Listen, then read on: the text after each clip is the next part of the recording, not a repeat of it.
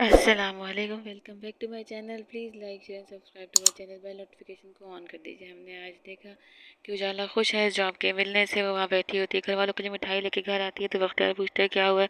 ममानी को मिठाई दी थी। मानी बोलती है पहले बताओ हुआ क्या था। वो बोलती है मैं प्रिंसिपल बन गई हूँ स्कूल की। तो गजब, तो बख्तियार और हलीमा बहुत खुश होते हैं। ममानी पूछती है सिर्फ प्रमोशन ही हुई है या सैलरी। जब वो सैलरी बताती है तो ममानी की मिठाई का फंदा लग जाता है। बख्तियार कहता है कि फंदा तो लगेगा और खाला कि फंदा ठीक हो जाए। बख्तियार बात सुनाता है माँ को। यहाँ पे किरण दोस्तों के साथ आई हुई थी तो दोस्तें बोलती है तुम्हारा तो दिल बहुत ही बड़ा है, हमेशा तुम ही बिल देती हो। तो बोलती है आइंदा भी मैं ही दूंगी। तो दोस्तें प्लान कर रही हैं कि कहीं घूमने चलते हैं, काम करते हैं, यूरोप चलते हैं। किरण उनके साथ बातें में लड़ी, क्या किरण उनके साथ जाएगी। किरण किरण उनके साथ जाने के लिए वक्त जरबाब से करेगी जिद। किरण घर आती है, घर वाले सब बैठे होते हैं। जरबाब परेशान है कि फैक्ट्री में कोई ज़्यादा प्रॉफिट नहीं आ रहा। तो किरण आके बोलती है देखें मैंने शॉपिंग करी और मैं तो आप लोगों को अपनी शॉपिंग दिखाना ही बोल रही। जिस पर बाप गुस्से में बैठा होता है, वो अपना मुंह छुपा रहा होता है और फिर वो अपना नेकलेस दिखाती कि ठीक देखें मैंने डायमंड का नेकलेस लिया है।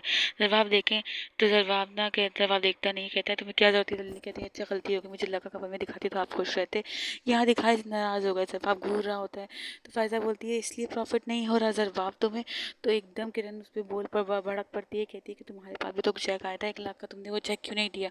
वो चेक तो तुम हड़प के बैठ गई। ये घर मेरा है, मेरे शौहर कमाता है, मेरा पूरा हक है, मेरे बच्चों का। तुम लोग इस पर कोई हक नहीं, तुम जिस पर बनी बैठी हो।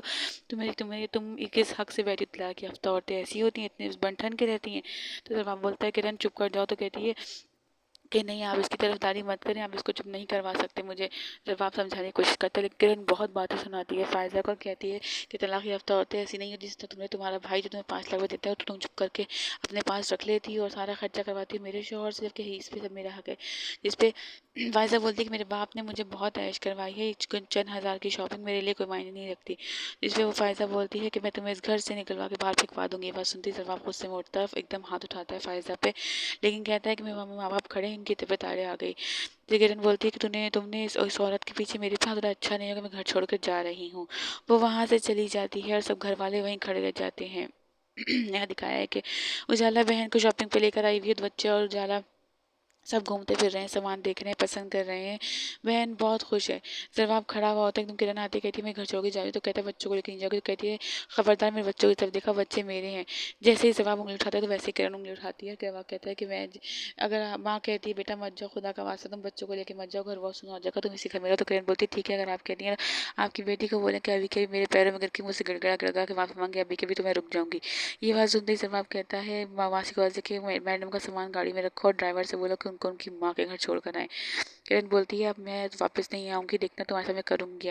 दरबाब बोलता है गेट आउट, निकल जाओ मेरे घर से।